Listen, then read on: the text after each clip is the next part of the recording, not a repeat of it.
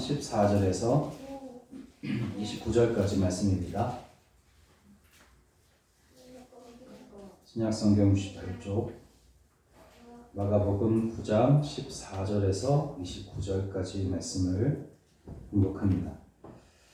이에 그들이 제자들에게 와서 보니 큰 무리가 그들을 둘러싸고 서기관들이 그들과 더불어 변론하고 있더라. 온 무리가 곧 예수를 보고 매우 놀라며 달려와 문안하고는 예수께서 물으시되 너희가 무엇을 그들과 변론하느냐? 무리 중에 하나가 대답하되 선생님, 말 못하게 하는 귀신 들린 내 아들을 선생님께 데려왔나이다. 귀신이 어디서든지 그를 잡으면 거꾸러져 거품을 흘리며 이를 갈며 그리고 파리해지는지라. 내가 선생님의 제자들에게 내쫓아 달라 하였으나 그들이 능히 하지 못하더이다. 대답하여 이르시되 믿음이 없는 세대여, 내가 얼마나 너희와 함께 있으며 얼마나 너희에게 참으리요. 그를 내게로 데려오라 하시매 이에 데리고 오니 귀신이 예수를 보고 곧 그 아이로 심히 경련을 일으키게 하는지라. 그가 땅에 엎드러져 부르며 거품을 흘리더라. 예수께서 그 아버지에게 물으시되 언제부터 이렇게 되었느냐 하시니 이르되 어릴 때부터니이다. 귀신이 그를 죽이려고 불과 물에 자주 던졌나이다. 그러나 무엇을 하실 수 있거든 우리를 불쌍히 여기사 도와 주옵소서.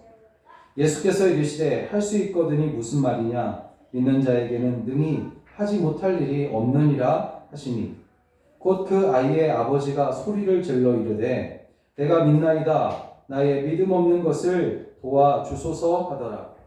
예수께서 무리가 달려와 모이는 것을 보시고 그 더러운 귀신을 꾸짖어 이르시되 말 못하고 못 듣는 귀신아, 내가 내게 명하노니 그 아이에게서 나오고 다시 들어가지 말라 하시매 귀신이 소리 지르며 아이로 심히 경련을 일으키게 하고 나가니 그 아이가 죽은 것 같이 되어 많은 사람이 말하기를 죽었다 하나 예수께서 그 손을 잡아 일으키시니 이에 일어서니라. 집에 들어가심에 제자들이 조용히 묻자오되 우리는 어찌하여 능히 이 귀신을 쫓아내지 못하였나이까? 이르시되 기도 외에 다른 것으로는 이런 종류가 나갈 수 없느니라 하시니라. 아멘. 할렐루야. 곤란한 일을 만나거든 이란 제목으로 본문 마가복음 9장에 있는 말씀을 통해 함께 은혜를 나눕니다. 변화산에서 야고보와 베드로와 요한 세 명의 제자들과 함께 기도하시고 난 후에 예수님께서 이제 그 산에서 내려오십니다. 내려왔는데 그 산 밑에서 곤란한 일이 벌어지고 있는 것을 주님께서 이제 보게 됩니다. 귀신 들려 말 못하는 아이와 그 아들을 고치려고 제자들을 찾아왔지만 고치지 못하고 비통해하고 있는 그의 아버지와 그리고 병든 아이를 두고 서기관들과 변론만 하고 있는 제자들 때문에 예수님은 곤란한 일, 민망한 일을 이제 만나게 된 겁니다. 예수님은 제자들에게 너희가 무엇을 가지고 변론을 하느냐 그렇게 물으셨는데 예수님께서 정말 변론한 내용들을 모르셔서 그렇게 물으신 것이 아니라 그 물으심으로 인해서 그들의 어리석음을 제자들의 어리석음을 이제 꾸짖기 위함이었던 것을 우리가 알 수 있습니다. 그때에 병든 아이의 아버지가 참다 못해 이제 하소연을 늘어놓기 시작하는데 귀신이 어디서든지 아들을 잡으면 거꾸러져 거품을 흘리고 이를 갈며 아들을 죽이려고 불과 물 속에 자주 던졌으며 그와 같은 일은 어렸을 때부터 시작되었습니다. 이제 제자들에게 데려왔지만 그들이 고치지 못하였습니다. 그렇게 이제 하소연을 한 겁니다. 누가복음 9장을 보면 이 아이는 외아들이었고 마태복음 17장 15절에 보면 이 아들의 병이 간질병이다. 그렇게 이제 이야기를 하고 있어요. 귀신이 아들을 지배함으로 말도 못하게 하고 귀도 먹게 하고 간질병까지 있으니 여러분 고통으로 그렇게 몸부림을 치는 아들을 보는 아버지의 마음은 어떻겠습니까? 그리고 그 아버지와 병든 아이를 보고 계신 우리 주 예수 그리스도의 마음은 그야말로 만감이 교차했을 것입니다. 이렇게 예수님처럼 어렵고 민망하며 곤란한 일을 만나게 될 때에 우리는 어떻게 해야 될 것인가? 무엇으로 이러한 곤란한 일, 민망한 일들을 우리는 해결할 수 있을 것인가 하는 것입니다. 지금 정말 많은 교회들과 성도들이 곤란한 일을 겪고 있습니다. 코로나 때문이라고 그렇게 우리가 핑계를 댈 수 있지만 그럼에도 불구하고 우리는 분명히 힘든 시기를 지나고 있는 것은 사실입니다. 그렇다면 어떻게 이 모든 것을 우리가 극복하고 다시 한번 힘을 내서 살아갈 수 있을 것인가 하는 것이죠. 첫째로 우리는 주님께 날마다 나와 도와달라고 그렇게 구해야 할 것입니다. 왜냐하면 주님만이 우리를 도와주실 수 있으시기 때문입니다. 예수님께서 아이를 내게 데려오라 그렇게 말씀하십니다. 그랬더니 또다시 병진새가 나타나는 거예요. 귀신이 이 아이를 막 힘들게 한 겁니다. 그것을 본 아버지는 너무나 안타깝고 괴로운 심정으로 예수님께 말합니다. 무엇을 하실 수 있거든 우리를 불쌍히 여기셔서 주옵소서. 근데 이 외침은 할 수 있다는 믿음에서 나온 말이 아니라 혹시나 하는 의혹과 그리고 너무나 답답한 마음과 그리고 회의적인 생각에서 나온 그런 말이었습니다. 왜냐하면 이미 제자들을 보며 고치지 못하는 제자들을 보면서 실망한 상태였고 또다시 고통을 당하고 있는 아들을 보면서 이 아버지의 마음에 분노가 일어났기 때문입니다. 그래서 주님께 대한 믿음 역시 확신이 생기지 않았던 것이죠. 그래서 예수님은 그가 확신을 가질 수 있도록 단호하게 아주 명확하게 말씀을 하시는데 할 수 있거든이 무슨 말이냐? 믿는 자에게는 능히 하지 못할 일이 없느니라. 예수님께서 고치실 것인데 내가 이것을 믿느냐? 믿음에 대한 말씀을 지금 하시고 계신 거예요. 예수님께서 병을 고치는 능력이 있고 없고의 문제가 아니에요. 예수님은 분명히 모든 것을 다 고치시는 능력이 충분히 있으십니다. 그러므로 예수님은 지금 믿음이 있고 없고의 문제를 가지고 따지는 것이 아니라 내가 이것을 고칠 것인데 너가 믿느냐 하는 믿음의 문제를 지금 이야기를 하고 계십니다. 주님의 말씀을 들은 아이의 아버지는 곧 큰 소리로 외칩니다. 주여 내가 믿습니다. 나의 믿음 없음을 도와주시옵소서. 자신의 연약한 믿음을 고백하게 되었고 주님은 그 믿음을 보시고 아이를 고쳐주셨습니다. 주님께서 말 못하게 하고 귀 먹게 한 귀신을 아이에게서 내어 쫓으시고 다시는 들어가지 말라고 명령하심으로 이제 귀신은 소리를 지르고 아이에게서 이제 쫓겨 나갑니다. 그리고 주님께서 손을 잡아 일으키시니 죽은 것 같이 누워 있었던 아이가 이제 일어나게 되는 역사가 일어나게 됩니다. 여러분 누가복음 8장 50절에서 주님은 두려워하지 말고 믿기만 하라 그렇게 말씀하세요. 힘든 일이든 곤란한 일이든 그것을 만났을 때 가장 먼저 마음에 가져야 할 것은 주님께서 문제를 해결하실 것이라는 믿음입니다. 이런 이 믿음 갖게 되시기를 주의 이름으로 축원합니다. 예수님은 아이의 아버지가 믿음을 갖기를 원하셨으며 그가 믿게 되었을 때에 이제 아이가 나음을 얻을 수가 있었어요. 믿음 없는 것을 도와주시옵소서. 이 아이의 아버지의 이 고백, 이 말은 무슨 말이냐? 제자들을 보며 실망하고 나니 예수님조차 이제 내가 믿을 수 없었지만 그러나 이제 예수님은 능히 아들을 고치실 것을 내가 지금 믿습니다. 그러니 우리를 도와주시옵소서. 그런 말. 여러분 우리 쪽에서 보면 아이 아버지가 처음에 말한 것처럼 귀신 들린 아이의 병은 고칠 수 없는 것이에요. 이것은 우리에게 있는 것들을 다 동원해 보아도 우리가 계획하고 또 우리가 하려고 하는 일은 완전하지 않으며 실수와 허점이 많고 한계가 있기 마련이라는 것을 우리에게 알려줍니다. 성경을 보면 이와 같이 우리에게 한계가 있다는 것을 여러 곳에서 알려주고 있어요. 우리의 일상생활뿐만 아니라 성경에서도 분명히 인간에게는 한계가 있다는 것을 알려줍니다. 요한복음 6장 7절을 보면 예수님께서 굶주린 무리에게 먹을 것을 주라고 하셨을 때에 계산적이고 합리적인 빌립이 200데나리온 가지고는 이 사람들을 다 먹일 수 없습니다. 그렇게 말합니다. 또 요한복음 11장 24절에서는 예수님께서 마르다에게 내 오라비가 살아날 것을 내가 믿느냐? 그렇게 물으시니까 이 마르다가 주여 부활에는 마지막 날 부활에는 다시 살아날 줄 내가 압니다. 아나이다. 그렇게 이야기해요. 즉 나사로가 무덤에 있은 지 이미 4일이 사일이 되었기 때문에 마지막 날에는 부활할지 안 할지는 모르겠으나 아마 부활할 것인데 그러나 지금 당장은 살아날 수는 없을 겁니다. 없습니다. 그렇게 말하는 거예요. 마태복음 9장 23절에서는 예수께서 그 관리의 집에 가사 피리 부는 자들과 떠드는 무리를 보시고 이르시되 물러가라. 이 소녀가 죽은 것이 아니라 잔다 하시니 그들이 비웃더라. 그렇게 말씀하고 있어요. 그들이 비웃더라.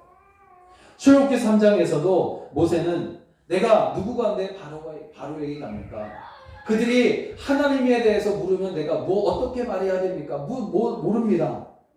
내 백성이 믿지 않을 겁니다. 나는 입이 뻣뻣하고 혀가 둔한 사람입니다. 하면서 계속 할 수 없다는 말만 되풀이합니다. 이렇게 인간의 한계가 여지없이 드러나고 있는 것을 볼 수가 있어요.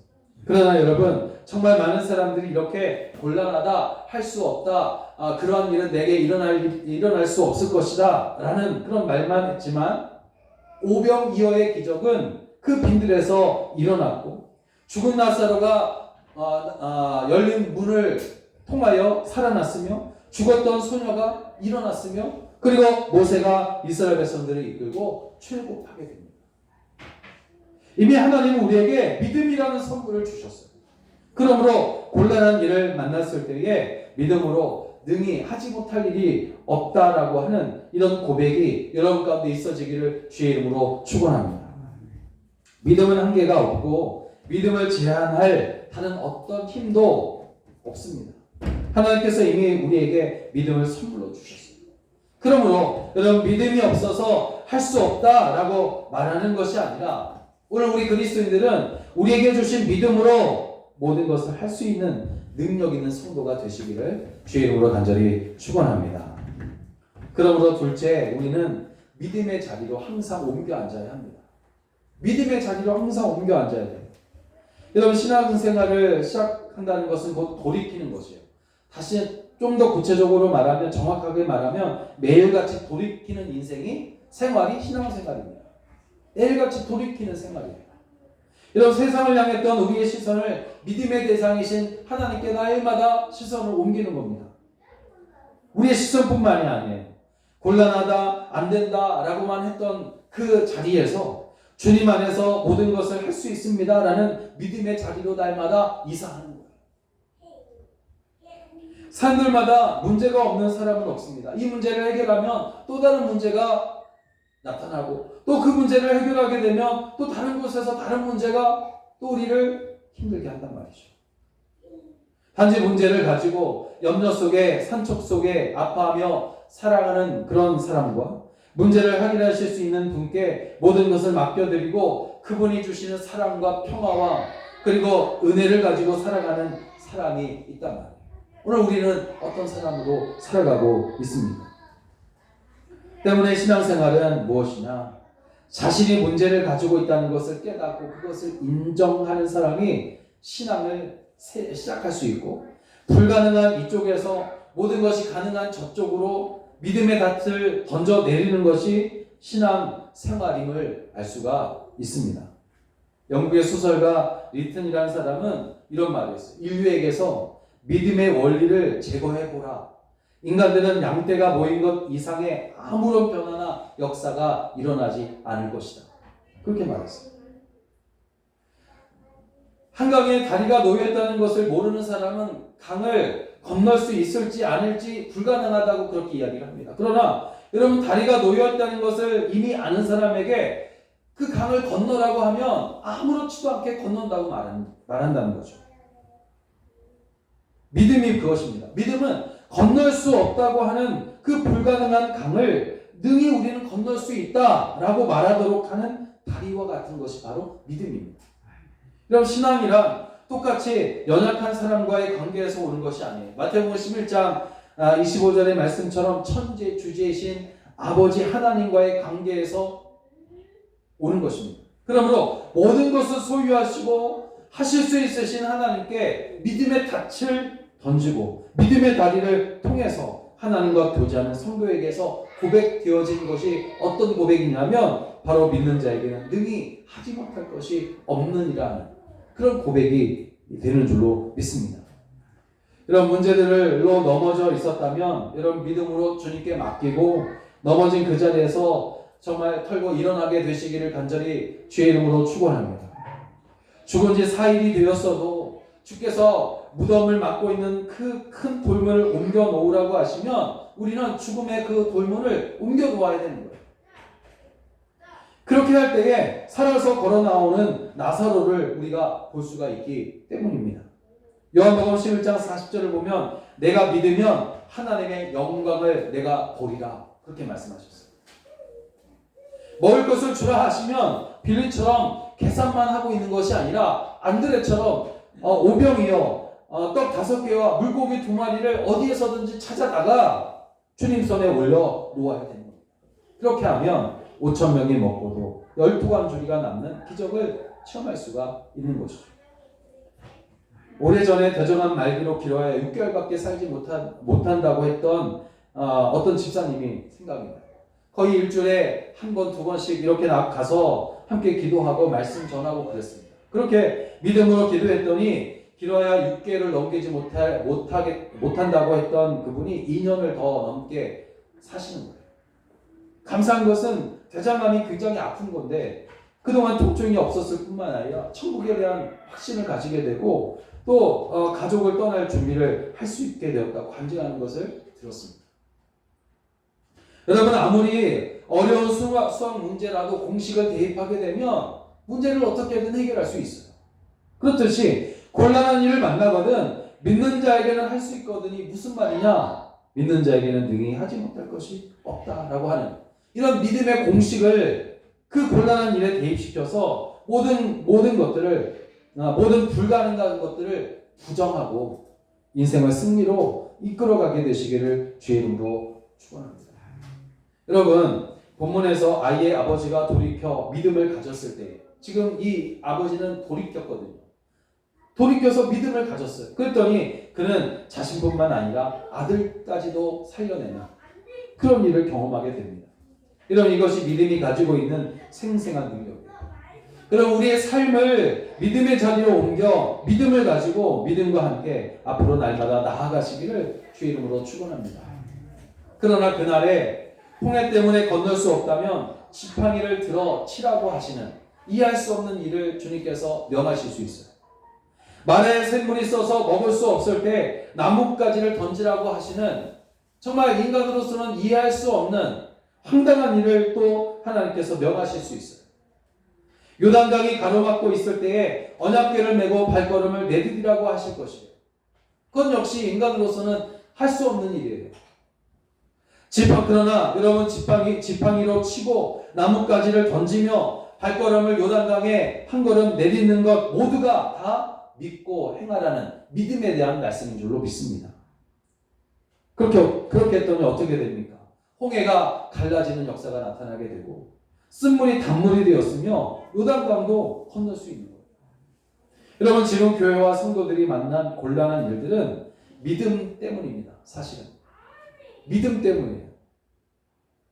그러므로 불신과 염려로 가득한 세상에서 모든 것을 할 수 있게 하고 건널 수 있게 하는, 그리고 극복하게 할 수 있는 이 믿음의 자리로 날마다 우리는 옮겨 앉아야 됩니다. 얼마나 우리는 믿음이 있다 하면서도 순간순간 불신하게 되고 또 의심하게 되고 이 아버지처럼 정말 그렇게 답답한 마음을 갖느냐 이 말이에요.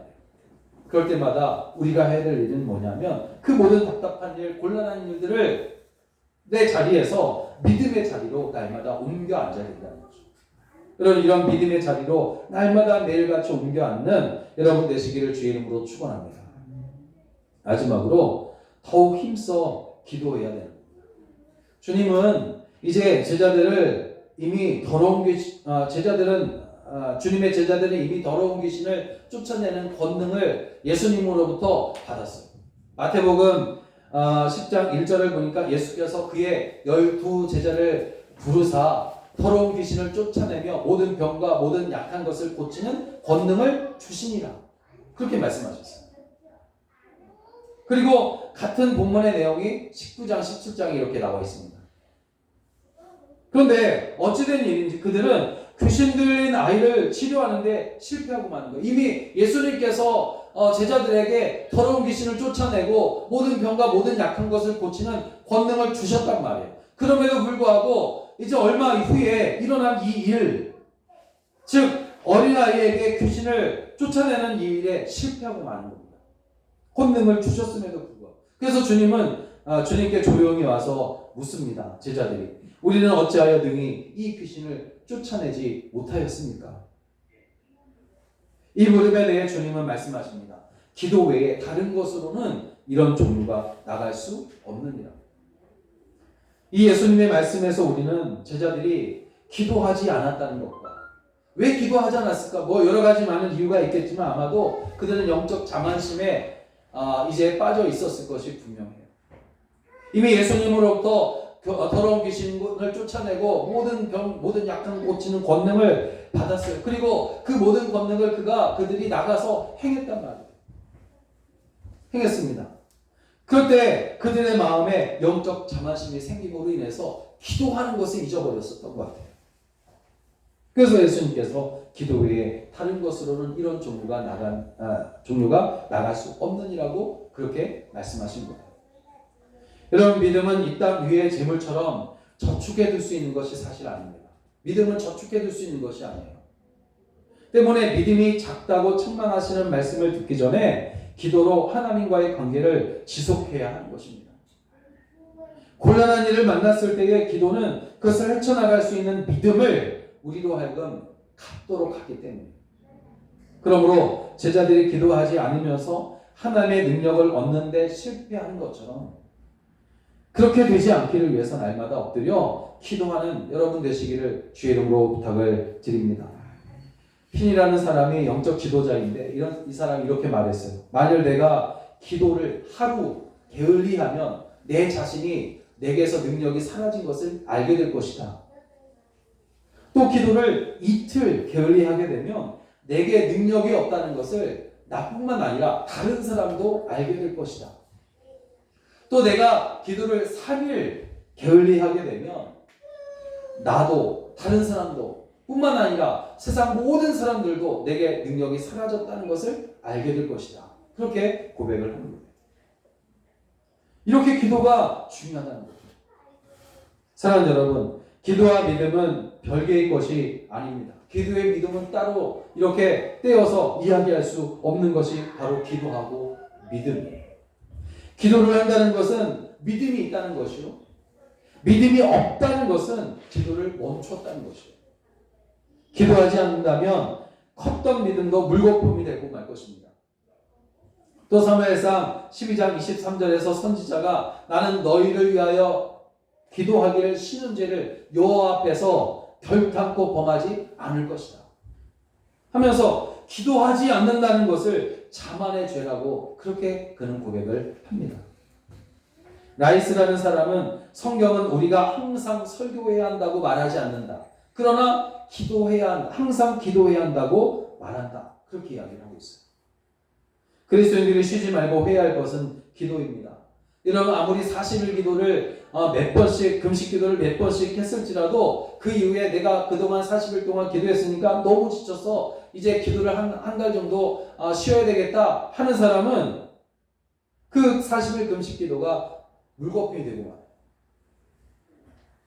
믿음의 능력이 작아지게 되면서 결국 전처럼 모든 것을 내가 할 수 없다, 곤란하다, 그렇게 말하게 될 것입니다. 그러므로 곤란한 일을 만나거든 주님께 도와달라고 여러분 기도하시기를 바랍니다. 기도함으로 의심과 불신의 자리에서 믿음의 자리로 날마다 옮겨 앉아야 합니다. 그리고 쉬지 말고 기도해야 합니다. 기도는 여러분 우리로 하여금 계속 믿음의 자리에 있도록 하는 것이기 때문입니다. 계속 믿음의 자리에 있게 한다는 것은 계속 우리로 하여금 승리의 맛을 보게 한다는 그런 말인 줄로 믿습니다. 이렇게 믿음으로 항상 기도함으로 모든 것을 할 수 있는 능력의 사람이 되시기를 주의 이름으로 간절히 축원합니다. 축원합니다. 기도하겠습니다. 거룩하시고 자비로우신